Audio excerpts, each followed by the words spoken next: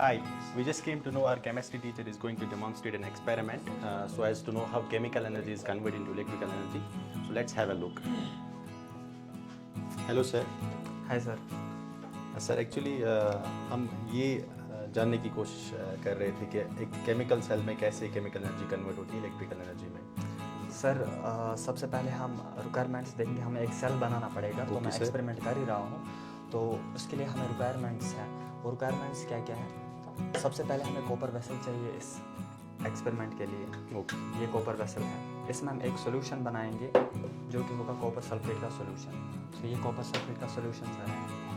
ठीक है sir. Copper sulphate solution दो चीज़ों से बनता है, इसके लिए दो रिक्वायरमेंट्स है। एक है कॉपर सल्फेट, ये सॉल्ट चाहिए हमें, और हमें इसके लिए डिस्टिल्ड वाटर चाहिए। This is distilled water sir. और हमें चाहिए एक नॉन कंडक्टिंग कंटेनर इसमें चाहिए sir. This is non conducting container, और ये पोरस भी होता है सर। इसके लिए हमें एक जिंक रॉड चाहिए sir. This is zinc rod. ठीक है सर। और हमें इसमें चाहिए सल्फ्यूरिक एसिड, लेकिन 10% कंसनट्रेटेड। तो बट हमारे पास सल्फ्यूरिक एसिड है, दिस इज 98% कंसनट्रेटेड। सो इससे हम 10% कंसनट्रेटेड बना सकते हैं बाय डाइल्यूशन। इसके लिए हमें चाहिए डिस्टिल्ड वाटर होता है ये सर। और सल्फ्यूरिक एसिड इसको तो थोड़ा केयर से हैंडल करना पड़ता है। सो इसके लिए हमें एक ये पाइपेट आता है जिससे हम निकाल सकते हैं। सबसे पहले हमारे पास कॉपर कंटेनर है, ये कॉपर वेसल। इसमें हम कॉपर सल्फेट का सोल्यूशन डालेंगे। ये हमने बनाया कॉपर सल्फेट सोल्यूशन, और इसकी नियरली कंसंट्रेशन होगी 1 मोलर। सो ये सोल्यूशन मैंने इसमें डाला।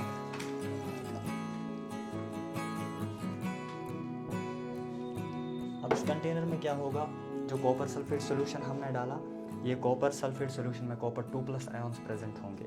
ये कॉपर 2+ आयन्स इस कंटेनर के पास जाके रिड्यूस हो जाते हैं, इलेक्ट्रॉन्स लेते हैं, और इस कंटेनर पे पॉजिटिव चार्ज आ जाती है इस वजह से। सो ये एक्ट करता है एज कैथोड। नेक्स्ट हमारे पास है कंटेनर जो कि नॉन कंडक्टिंग कंटेनर है, पोरस है। इसमें हम एक सोल्यूशन बनाएंगे डाइल्यूट सल्फ्यूरिक एसिड का, और इस सोल्यूशन का कंसंट्रेशन होना चाहिए 10%। इसके लिए हमें सल्फ्यूरिक एसिड चाहिए। सल्फ्यूरिक एसिड की जो नॉर्मल कंसंट्रेशन यहाँ पे दे के रखी है, that is 98%। This is concentrated. हमें इसी का डाइल्यूशन करना पड़ेगा, और इसी का 10% का डाइल्यूशन लेना पड़ेगा। So we are taking 10 ml of this dilute sulphuric acid. Sir आप इसमें 1/3 तक वाटर भरिए। सो ये होगा अप्रॉक्सीमेटली 90 ml ऑफ वाटर। और यहाँ से एसिड निकालने के लिए यहाँ थोड़ा हमें केयरफुली हैंडल करना पड़ता है। तो एसिड निकालने के लिए हम पाइपेट का यूज़ करते हैं। इससे हम मेजर्ड वॉल्यूम में एसिड निकाल सकते हैं।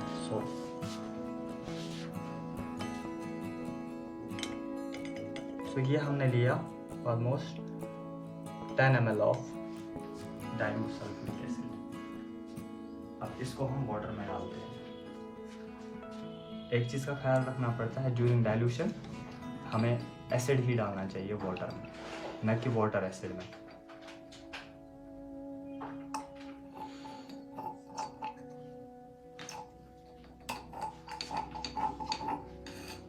ये हमारे पास दूसरा सोल्यूशन बन गया।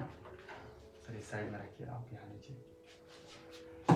ये हमारे पास दूसरा सोल्यूशन बन गया जो कि 10% H2SO4 सोल्यूशन है। इस सोल्यूशन में हम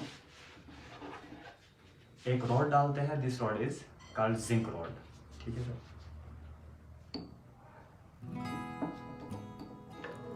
जो ही हमने इसमें जिंक रॉड डाला, तो यहाँ पे एक रिएक्शन स्टार्ट हो गया।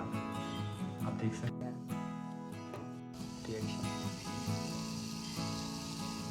सो जिंक डिसॉल्व होने लगा है इसमें। यहाँ से थोड़ा सा गैस निकलता है, तो इसके लिए मैं ये लगाऊंगा। सर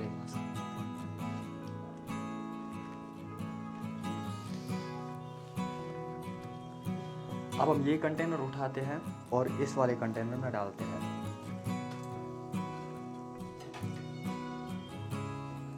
तो यहाँ पे ये इस वाले कंटेनर का वायर हमने वोल्टमीटर से कनेक्ट करके रखा है, और इस वाले कंटेनर का जो इलेक्ट्रोड है, इसका वायर हम यहाँ से वोल्टमीटर के साथ कनेक्ट करेंगे।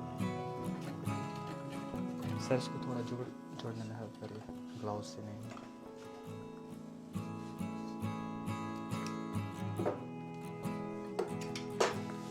So here we can see the deflection in voltmeter. यहाँ अराउंड 1 वोल्ट के अराउंड हमें पोटेंशियल डिफरेंस मिल रहा है. सो हमें मिलना चाहिए एज़ पर कैलकुलेशंस जो हमने ली, तो एज़ पर कैलकुलेशंस हमें 1.1 वोल्ट मिलना चाहिए. बट हमने यहाँ पे कोई एक्यूरेट मेजरमेंट्स तो नहीं लिए, हमारे पास डिवाइसेस पूरे तो नहीं थे, जितने थे अब हमने अप्रोक्सीमेशन पे ही काम किया, तो इसलिए थोड़ा सा रिजल्ट में बट अप्रोक्सीमेटली 1.1 के अराउंड तो आ ही गई. जी. तो ये एक्सपेरिमेंट है. यहाँ पे केमिकल एनर्जी जो है ये कन्वर्ट हो गई इलेक्ट्रिकल एनर्जी. जी sir. Thank you sir, thank you so much. It was really informative.